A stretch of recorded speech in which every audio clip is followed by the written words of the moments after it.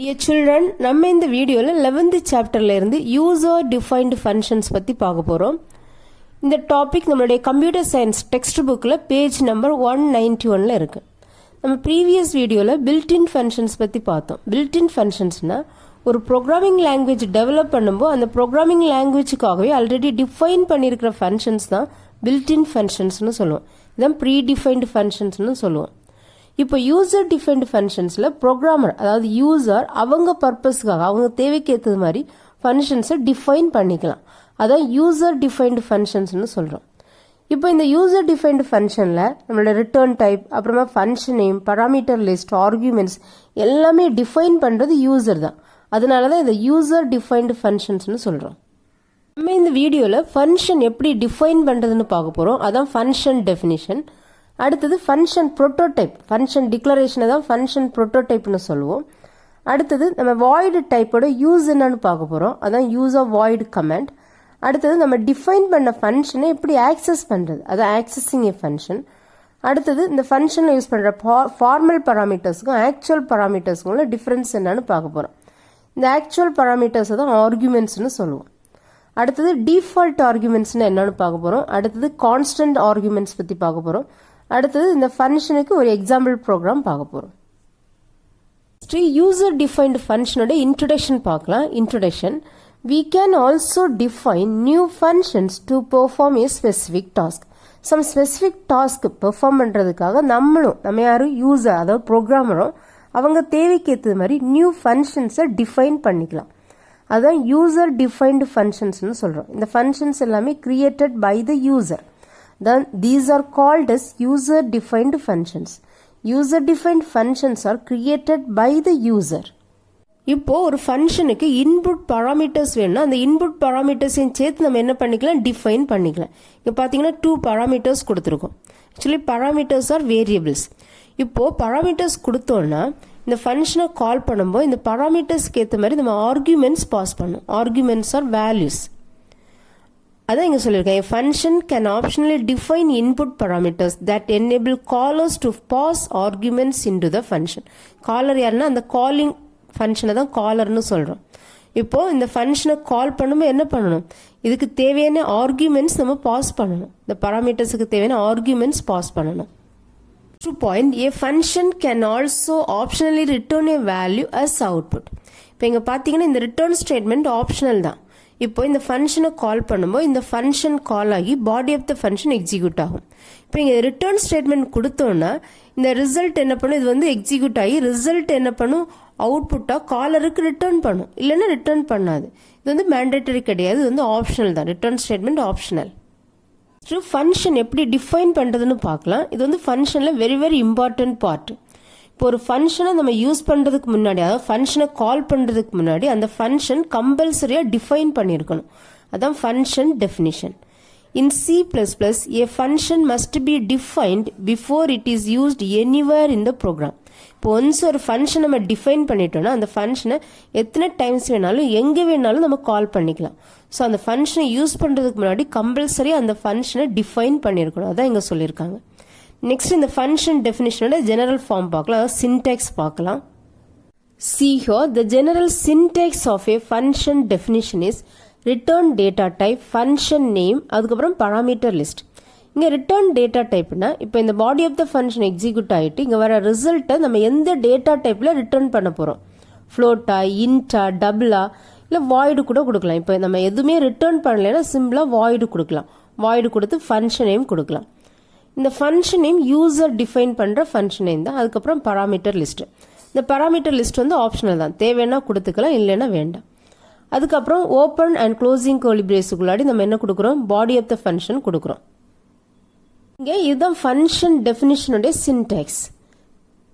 Next function prototype பற்றி பார்க்கலாம். Function ப்ரோட்டோடைப்னா நம்ம ஃபங்க்ஷன் டிக்ளரேஷனை தான் ஃபங்க்ஷன் ப்ரோட்டோடைப்னு சொல்லுவோம்.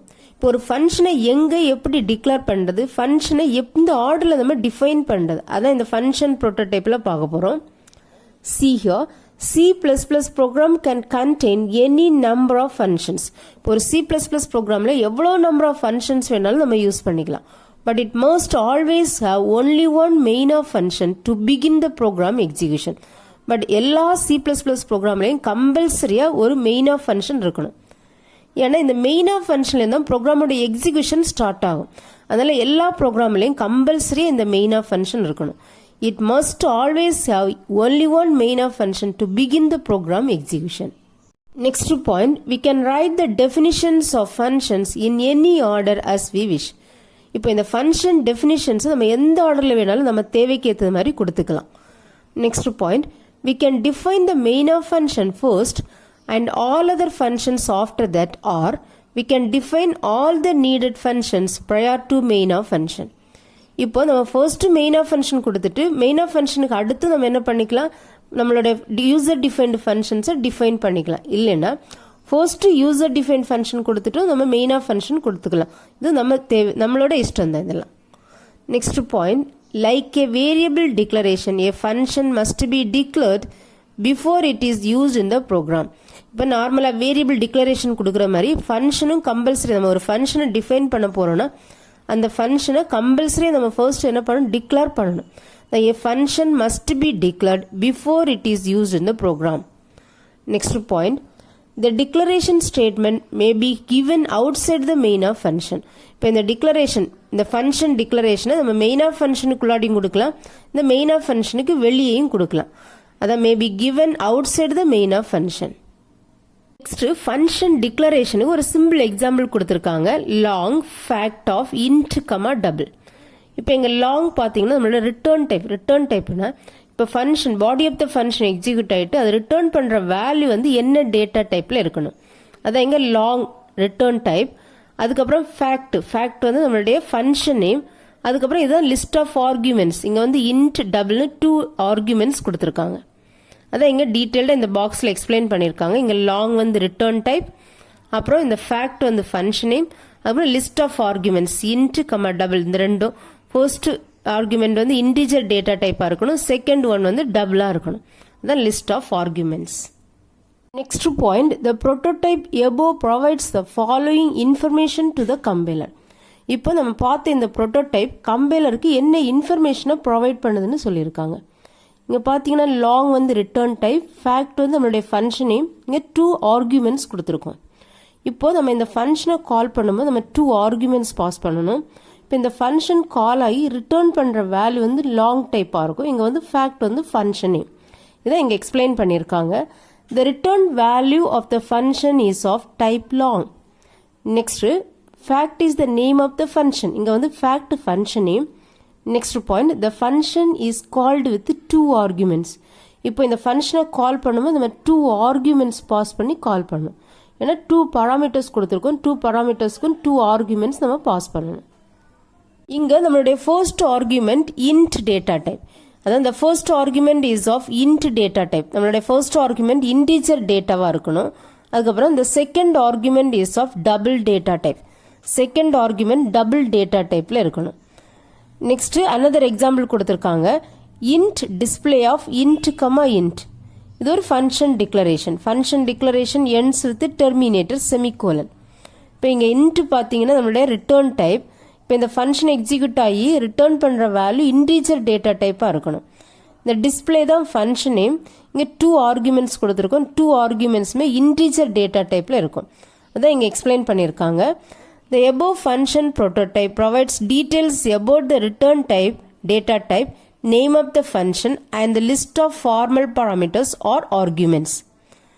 இந்த ஆர்குமெண்ட்ஸ் தான் நம்ம ஃபார்மல் பாராமீட்டர்ஸ்னு சொல்லுவோம்.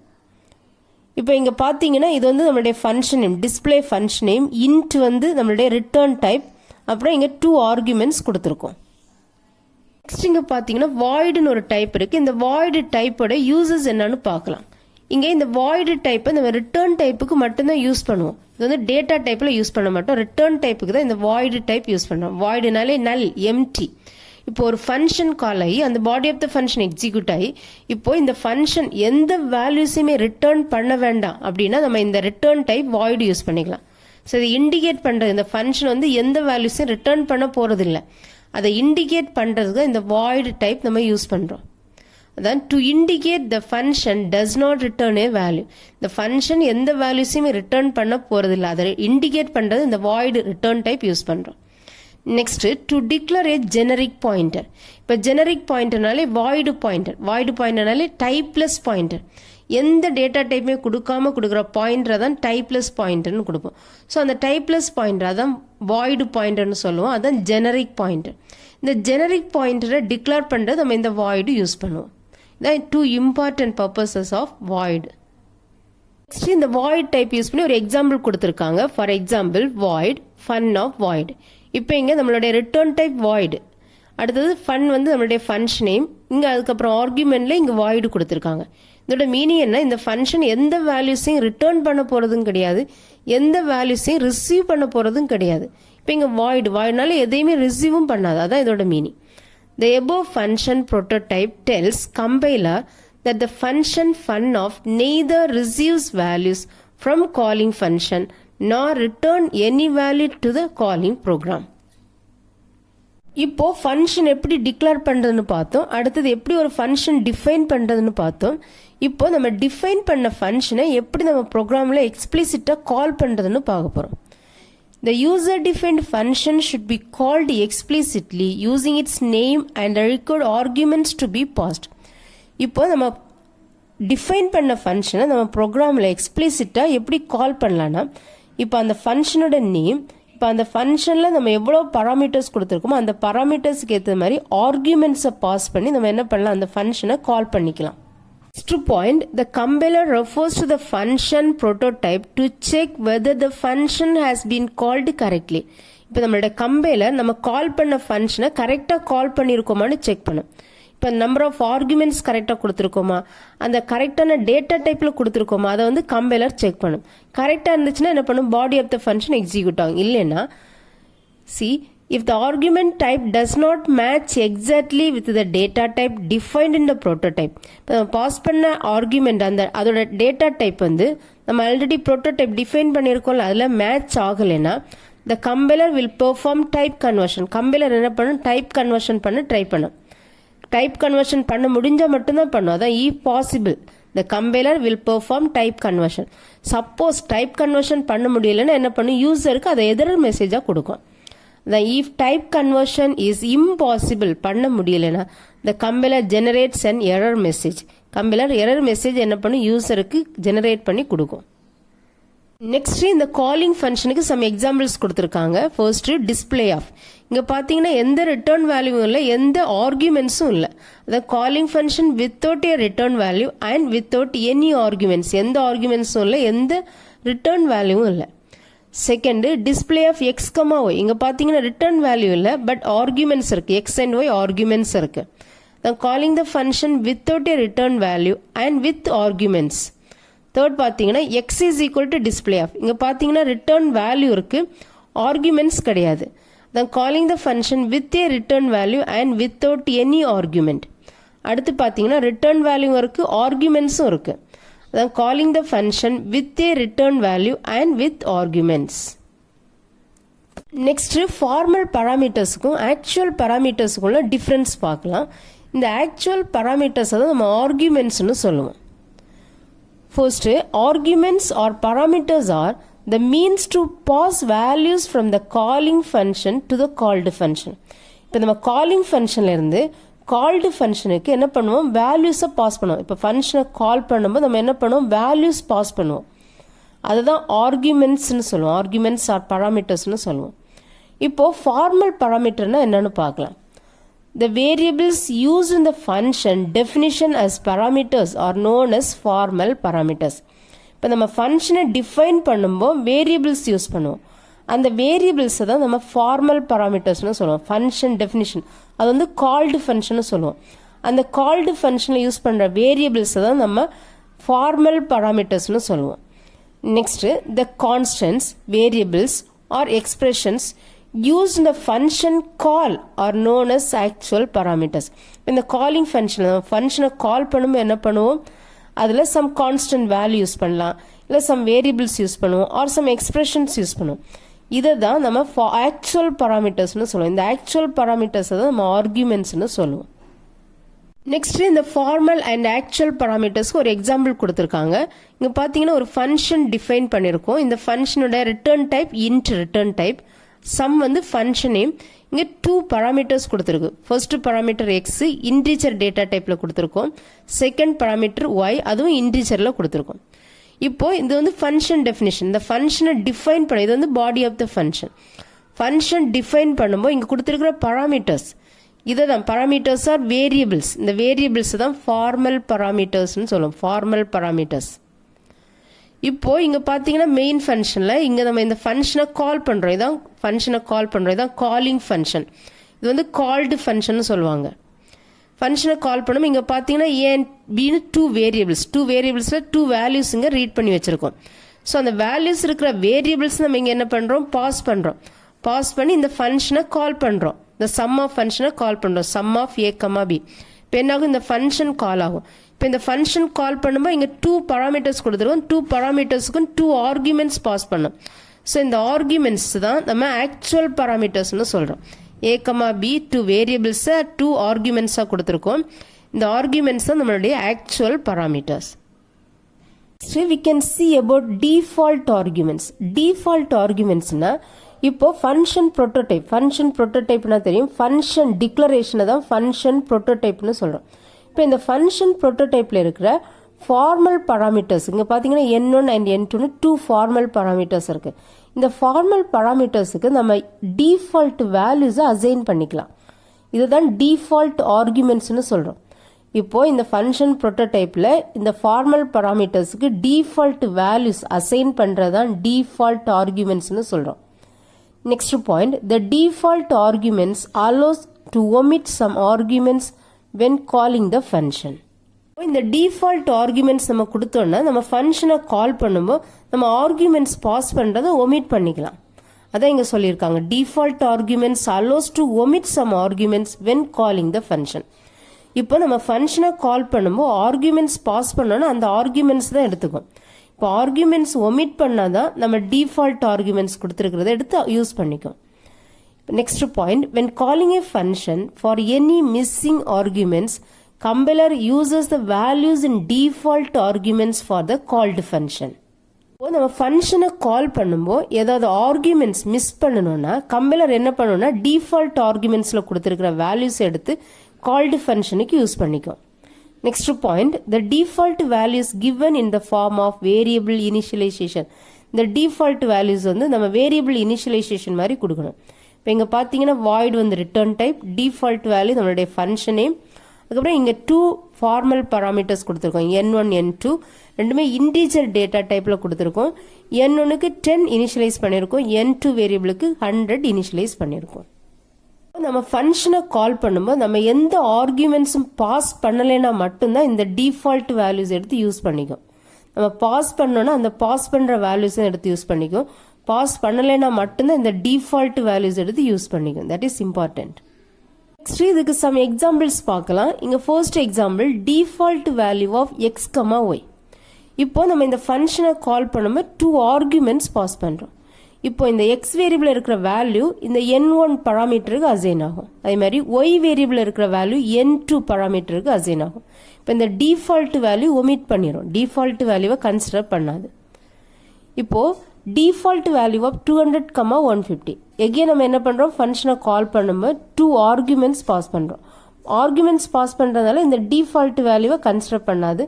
நம்ம பாஸ் பண்ணுற ஆர்குமெண்ட்ஸ் தான் கன்சிடர் பண்ணும். இப்போ n1 வேரியபிளுக்கு என்ன பண்ணும், 200 அசைன் பண்ணிக்கும். n2 வேரியபிளுக்கு 150 அசைன் பண்ணிக்கும். அடுத்தது டிஃபால்ட் வேல்யூ ஆஃப் 150. இங்கே என்ன பண்ணுறோம், ஒரே ஒரு ஆர்குமெண்ட் மட்டும்தான் பாஸ் பண்ணுறோம். ஸோ ஒரு ஆர்குமெண்ட் பாஸ் பண்ணுறதால இந்த ஃபர்ஸ்ட் பராமீட்டர் n1க்கு இந்த 150 அசைன் பண்ணிக்கும். இப்போ இந்த n2 வேரியபிளுக்கு நம்ம எந்த ஆர்குமெண்ட்டுமே பாஸ் பண்ணல. ஸோ டிஃபால்ட்டாக கொடுத்துருக்கு அந்த 100 தான் கன்சிடர் பண்ணோம். ஸோ இங்கே n1க்கு 150, n2க்கு 100. ஏன்னா இந்த செகண்ட் பராமீட்டருக்கு எந்த ஆர்குமெண்ட்டும் நம்ம பாஸ் பண்ணலை. அடுத்தது டிஃபால்ட் வேல்யூ ஆஃப் எக்ஸ், 150.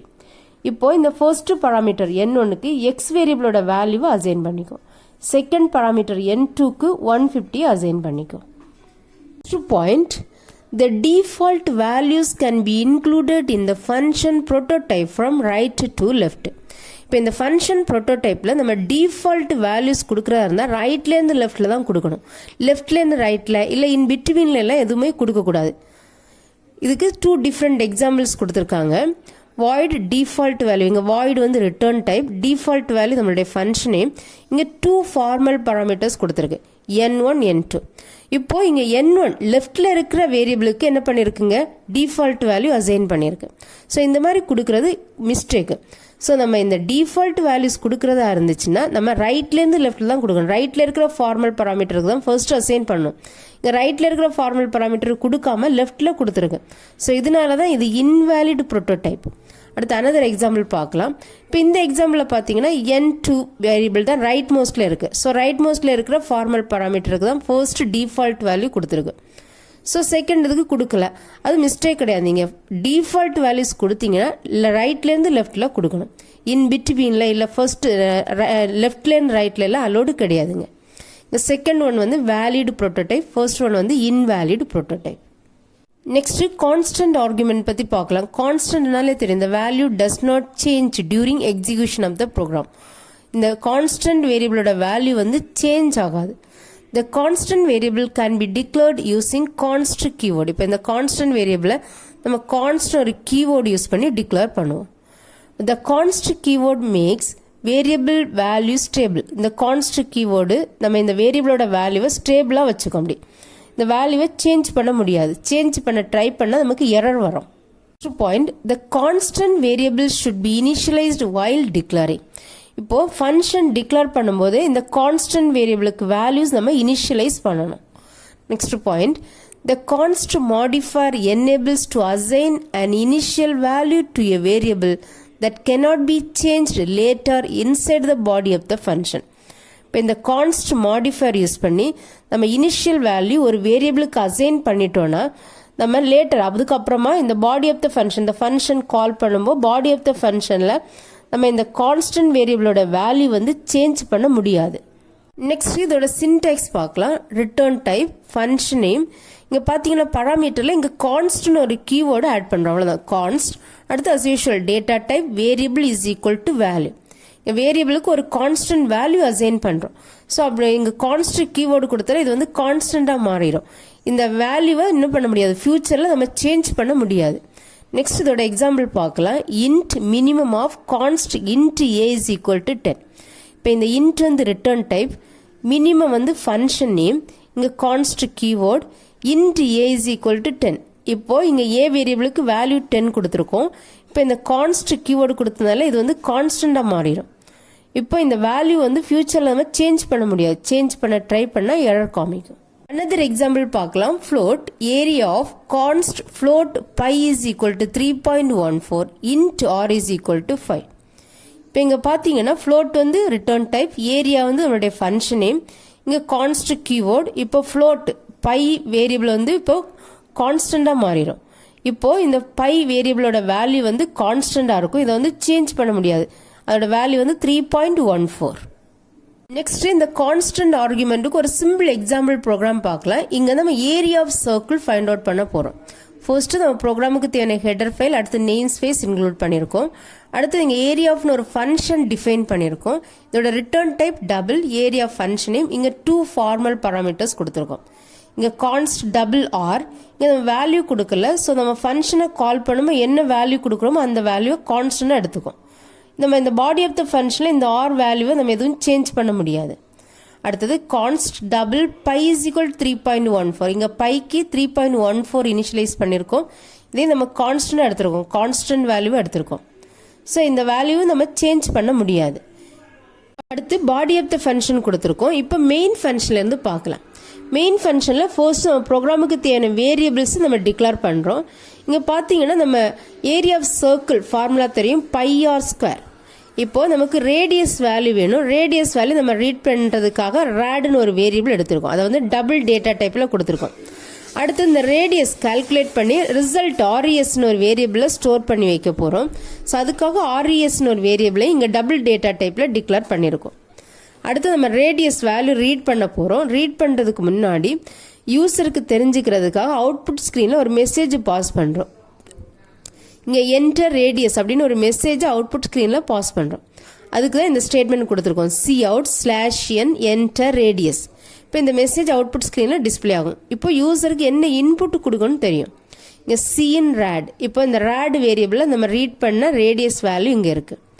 இப்போ நம்ம என்ன பண்ணுறோம், ஏரியா ஆஃப் சர்க்கிள் கால்குலேட் பண்ண போகிறோம். கால்குலேட் பண்ணுறது நம்ம என்ன பண்ணுறோம், இந்த ஃபங்க்ஷனை கால் பண்ணுறோம். Res is equal to area of rate. இப்போ நம்ம இங்கே ரீட் பண்ண வேல்யூ ஃபார் எக்ஸாம்பிள் என்டர் ரேடியஸோட வேல்யூ 5ன்னு வச்சுக்கோங்க. இப்போ என்ன ஆகும், இந்த ஃபங்க்ஷன் கால் ஆகுது. ஃபங்க்ஷன் கால் பண்ணும்போது 5ன்னு ஒரு ஆர்கியூமெண்ட் இங்கே பாஸ் ஆகும். ரேடியஸ் வேரியபிளில் 5 இருக்கும். அந்த 5 வந்து இங்கே ஆர்கியூமெண்ட்டாக பாஸ் ஆகும். இப்போ இந்த 5 இங்கே கான்ஸ்டன்ட் வேல்யூ எடுத்துக்கும். ஸோ இங்கே ரேடியஸோட வேல்யூ 5, இங்கே பையோட வேல்யூ 3.14. இப்போ body of the function execute ஆகுது. இங்கே என்ன பண்ணுது, பை 3.14 இன்ட்டு 5 இன்ட்டு 5 என்ன பண்ணும், கால்குலேட் பண்ணும்போது 78.5 வரும். இதை வந்து என்ன பண்ணும், இந்த காலருக்கு ரிட்டர்ன் பண்ணும். இப்போ ஏரியா வந்து நம்மளுடைய ரிசல்ட் வந்து ரெஸ்ன்னு ஒரு வேரியபிள் இருக்கு. இப்போ அடுத்தது cout slash n the area of circle. இப்போ இங்கே டபுள் கோட்ஸில் இருக்கிறது அப்படியே நியூ லைனில் டிஸ்பிளே ஆகும். அடுத்த ரெஸ் வேரியபிளில் என்ன பண்ணுது, நம்மளோட 78.5 இருக்குது. அந்த ரிசல்ட் இங்கே டிஸ்பிளே ஆகும். இப்போ இதான் இந்த ப்ரோக்ராமோடைய அவுட்புட். இவ்வளோதான் இந்த டாபிக். மை டியர் சில்ட்ரன், நம்ம இந்த வீடியோவில் ஒரு ஃபங்க்ஷன் எப்படி டிஃபைன் பண்ணுறதுன்னு பார்த்தோம். அடுத்தது ஃபங்க்ஷன் ப்ரோட்டோடைப்னா என்னன்னு பார்த்தோம். அடுத்து இந்த வாய்டு டைப்போட யூஸ் என்னன்னு பார்த்தோம். அதுக்கப்புறம் நம்ம டிஃபைன் பண்ண ஃபங்க்ஷன்ஸை எப்படி கால் பண்ணுறது, அதாவது எப்படி ஆக்சஸ் பண்ணுறதுன்னு பார்த்தோம். அடுத்து இந்த ஃபார்மல் பராமீட்டர்ஸுக்கும் ஆக்சுவல் பராமீட்டர்ஸுக்கு என்ன டிஃப்ரென்ஸ்னு பார்த்தோம். அடுத்து டிஃபால்ட் ஆர்குமெண்ட்ஸ் என்னது, கான்ஸ்டன்ட் ஆர்குமெண்ட்ஸ் என்னன்னு பார்த்தோம். அடுத்து default arguments, constant arguments use பண்ணி ஒரு எக்ஸாம்பிள் ப்ரோக்ராம் பார்த்தோம். Thank you children.